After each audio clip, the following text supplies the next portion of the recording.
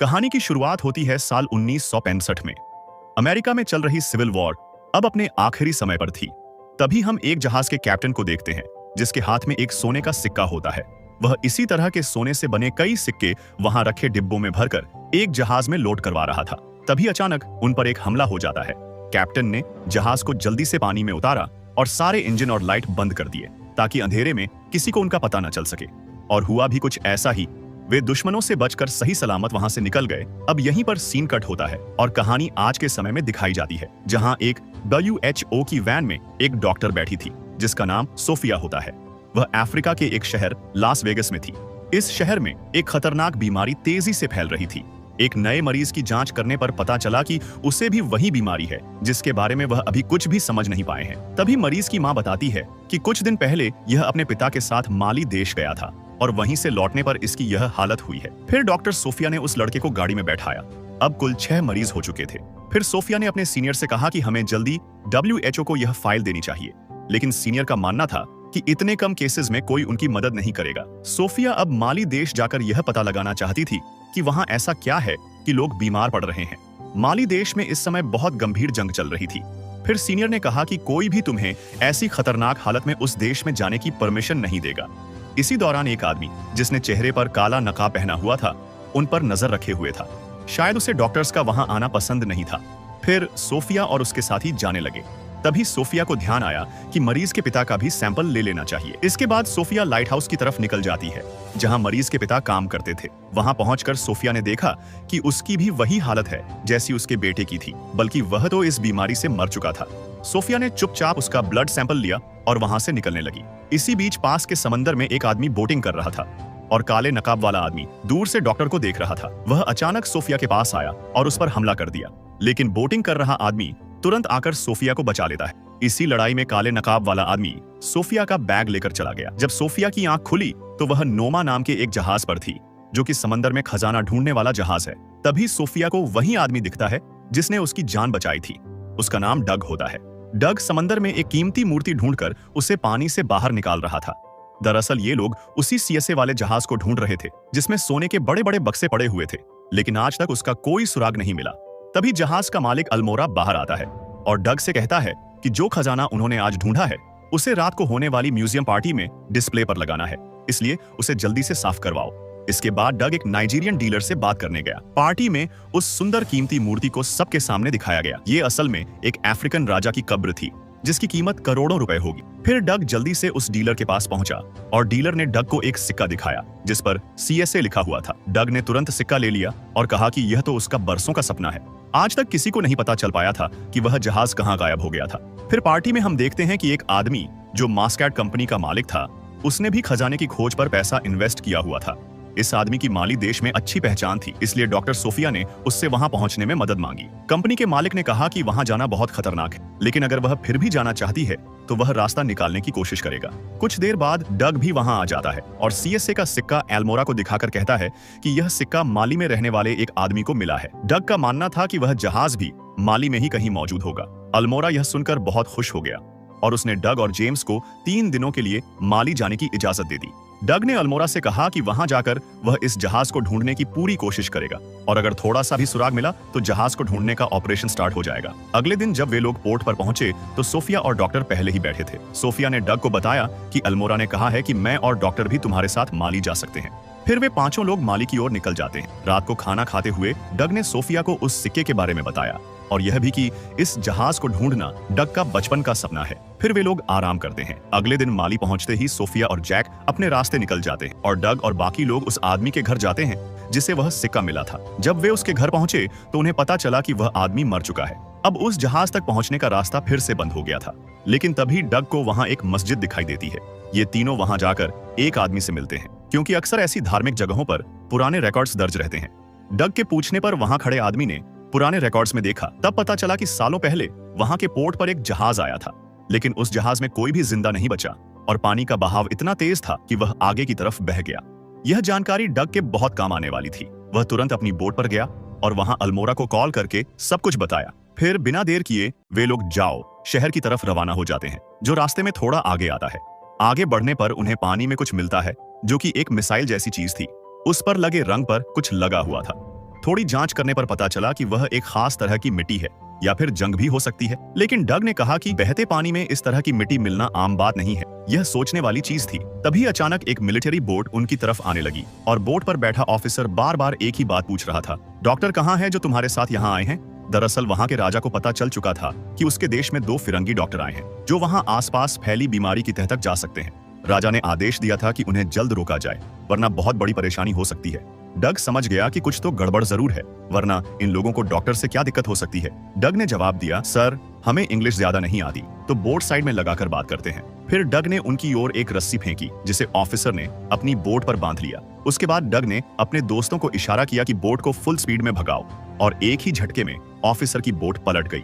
डग ने जल्दी से रस्सी काट दी और फिर वो लोग वहां से भाग गए। लेकिन मुश्किल अभी खत्म नहीं हुई थी। थोड़ी ही दूरी पर 2 और बोट आगे उनका इंतजार कर रही थी। वो लोग उन्हें देखते ही गोलियां चलाने लगे। डग समझ गया कि अब उन्हें बोट से कूदना होगा। कूदने से पहले उन्होंने फ्यूल टैंक में एक कट लगा दिया ताकि जोरदार धमाका हो सके। जब दूसरी बोट उनके करीब आई तो तीनों पीछे से पानी में कूद गए। ऑफिसर ने बोट पर गोलियां चलाईं और लीकेज की वजह से एक जोरदार धमाका हुआ जिसमें सारे पुलिस वाले मारे गए। फिर जल्दी से तीनों नदी से निकलकर किनारे पर बने एक घर में पहुंचे। तभी रूडी ने डग से पूछा, अब तो हमारे पास बोट भी नहीं है, तो जहाज को ढूंढने का काम बंद हो जाएगा क्या? डग ने कहा, उसे हम बाद में ढूंढेंगे, पहले हमें उन डॉक्टर्स की जान बचानी होगी। अगर पुलिस ने उन्हें पकड़ लिया तो दोनों को मार देंगे। फिर डग ने रूडी से कहा, तुम जल्दी से बॉर्डर पार करके अल्मोड़ा के पास जाओ और उसे सब कुछ बताओ। और वह खुद जेम्स के साथ उन दोनों डॉक्टर्स को ढूंढने निकल गया। डॉक्टर एक गांव में पहुंचते हैं जहां एक भी आदमी नहीं मिलता। चारों तरफ सिर्फ सन्नाटा। उन्होंने चारों ओर देखा लेकिन हर जगह खामोशी थी। तभी सोफिया को एक घर में लोगों की लाशें दिखाई देती हैं। जब सोफिया उन्हें चेक करती है तो पता चलता है कि इन सब लोगों की मौत भी उसी बीमारी से हुई है। सुबह होते ही दोनों ने सारी लाशों को दफना दिया। उधर रूडी भी छुपकर बॉर्डर पार कर लेता है। सोफिया को गांव में एक कुआं मिलता है। वह सोचती है कि शायद इसके अंदर कुछ मिल जाए। पहले उसने अंदर एक चमकीली चीज फेंकी पानी देखने के लिए, लेकिन कुआं बिल्कुल खाली था। फिर सोफिया ने कुएं के अंदर उतरने की तैयारी शुरू की। नीचे पहुंचकर जब वह पानी का सैंपल लेने लगी तभी जैक ने बताया कि ऊपर कुछ मिलिट्री वाले आए हैं और अचानक गोलियों की आवाज आई। उन्होंने जैक को छोड़कर बाकी सबको मार दिया। कुएं के अंदर सोफिया डरी हुई छुपी रही। तभी वहां एक हेलीकॉप्टर लैंड हुआ जिसमें माली देश का राजा काजिम आता है। वह जैक से पूछता है, लेडी डॉक्टर कहाँ है? हेलीकॉप्टर की आवाज सुनकर डग और जेम्स को भी अंदाजा हो जाता है कि डॉक्टर आसपास ही है। काजिम भारी गुस्से में था। उसने जैक को गोली मार दी और अपने आदमियों को आदेश दिया कि सोफिया को जल्द से जल्द ढूंढा जाए। डग और जेम्स पास में छुपकर ये सब देख रहे होते हैं। जैसे ही काजिम वहां से जाता है, डग और जेम्स मिलिट्री पर हमला कर देते हैं। चारों तरफ गोलियां चलने लगती हैं। एक आदमी डग को गोली मारने ही वाला था, लेकिन पीछे से सोफिया ने आकर काजिम के आदमी को मार गिराया। सोफिया को अपने सीनियर डॉक्टर जैक की मौत का गहरा सदमा पहुंचा, लेकिन डग ने कहा, हमें यहाँ से तुरंत निकलना होगा, ये जगह बिल्कुल सेफ नहीं है। अब तीनों काजिम के मिलिट्री एरिया से निकलकर एक दूसरी जगह पहुंचते हैं, लेकिन यह जगह उससे भी ज्यादा खतरनाक होती है। डग कार चला रहा होता है, लेकिन उसे खतरे का एहसास हो जाता है। वह गाड़ी रोककर उतर जाता है और तीनों अपने हाथ ऊपर उठा लेते हैं। तभी वहां कुछ घुड़सवार आते हैं और उन्हें बंदी बनाकर अपने राजा गॉड गो के पास ले जाते हैं। गॉड गो पूछता है, तुम यहाँ क्या करने आए हो? सोफिया बताती है, मैं एक डॉक्टर हूँ और आपके इलाके में एक बीमारी फैली हुई है जिससे बहुत से लोग मर गए हैं। मैं उसी की खोज करने आई हूँ। बीमारी का नाम सुनकर तीनों को एक कमरे में ले जाया गया जहां बहुत से लोग उसी बीमारी से मरे पड़े थे। सोफिया जांचकर कंफर्म करती है, हाँ, इन सब की मौत भी इसी बीमारी से हुई है और मैं इसी का पता लगाने आई हूँ। थोड़ा सोचने के बाद गॉड गो उन्हें अपने शहर में रहने की अनुमति दे देता है। सोफिया पानी की जांच करती है और पता चलता है कि उस जगह का पानी जहरीला हो चुका है और यह प्राकृतिक तरीके से नहीं हो सकता। इस पानी में जरूर किसी ने जानबूझकर कुछ मिलाया है।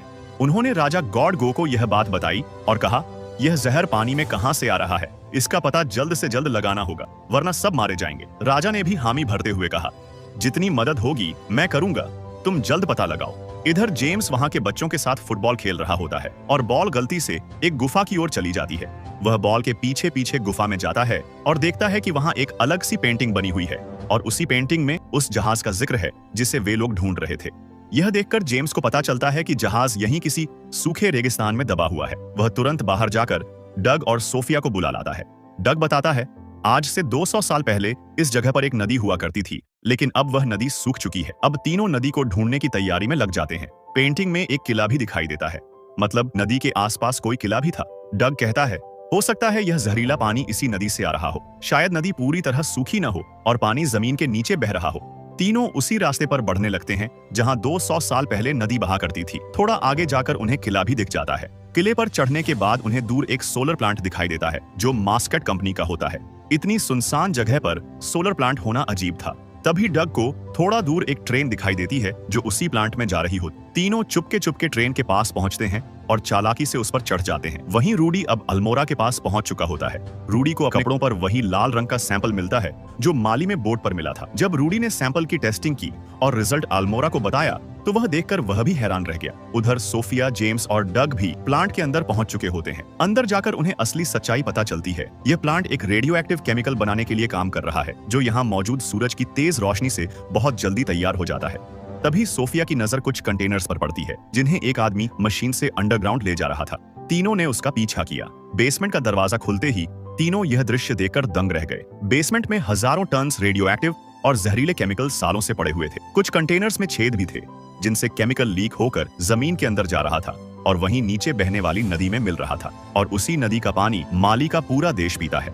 इसी वजह से यह बीमारी इतनी तेजी से फैल रही थी। उधर अल्मोड़ा और रूडी वह रिपोर्ट लेकर यूएस एम्बेसी पहुंचे। रिपोर्ट देखकर एम्बेसी में बैठे आदमी को भी यकीन नहीं हुआ कि ऐसा भी हो सकता है। वही सोफिया, जेम्स और रूडी उस प्लांट से निकलने ही वाले थे कि तभी मस्कैट के लोगों ने उन्हें पकड़ लिया। मस्कैट ने सोफिया से पूछा कि तुम लोग यहाँ क्या कर रहे हो और इस जगह के बारे में तुम्हें कैसे पता चला।